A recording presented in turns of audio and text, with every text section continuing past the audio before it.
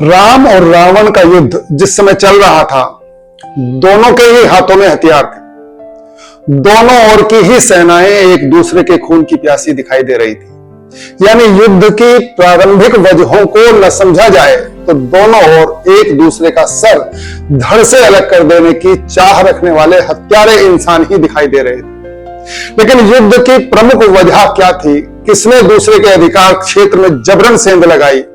किसने सामने वाले की स्वतंत्रता बाधित की? ये सब अगर गहराई से समझा जाए तब जाकर राम और रावण के बीच का अंतर समझा जा सकता है।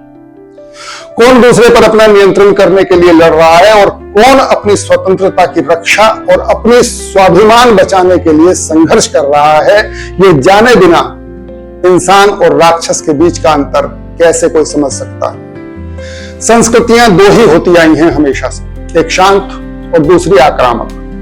राम रावण कृष्ण कंस का इतिहास उठा लें अथवा डायनासोर्स या उससे भी पहले का, हिंसक ने हमेशा ही अहिंसक के शांत जीवन में खतरा उत्पन्न किया। समय के साथ साथ मरते खपते और तरह तरह के खतरों से जूझते अहिंसकों ने भी आखिरकार अपनी सुरक्षा सुनिश्चित करने के लिए समूह में रहना शुरू कर दिया, या कहें कि संगठित होकर शैतानियत का मुकाबला करना शुरू कर दिया। लेकिन लगातार उनके हाथों अपनी जान और सम्मान गंवाता ये अहिंसक जब संगठित होकर अपने बचाव में हिंसक पर हमला करना शुरू करता है तो कालांतर में फिर एक समय ऐसा भी आता है जब ये पहचान करना कठिन हो जाता है कि कौन आक्रामक है और कौन अपना वजूद बचाने को मजबूरी में आक्रमण कर रहा है। आज के समय में बड़ा प्रश्न ये है कि दुनिया की अशांति के लिए कौन जिम्मेदार है? क्या इस्लाम या जूडिज्म या फिर ईसाइयत और या फिर सनातन? सतह से देखें तो सभी का परस्पर विरोध चल रहा है। आम बोलचाल की भाषा में कहा भी जाता है कि सभी एक से हैं, सभी एक दूसरे को गलत साबित करने में लगे हुए हैं।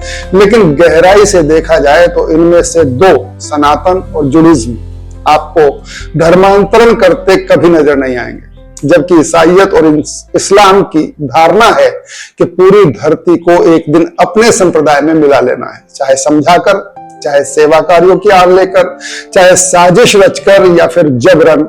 अब फैसला आप कर लें कि सब पर नियंत्रण करने का ख्याल करने वाले दुनिया की अशांति का कारण होंगे, या फिर वो संस्कृति जो नदी को मां कहती आई है, पेड़ पौधों तक को हाथ जोड़ती रही है, हाथी से लेकर चींटी तक को जिमाने के बहाने तलाशती रहती है। इंसान की तो बात ही क्या, वो तो पशु पक्षियों तक में समान आत्मा का वास देखती आई है।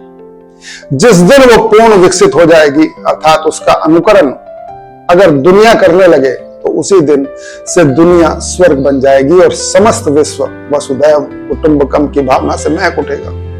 अतः लड़ाई होती देखकर दोनों पक्षों को एक सा कह देने वाले मंद बुद्धि कृपया इस अंतर को समझें और राम रावण में फर्क करना सीखें।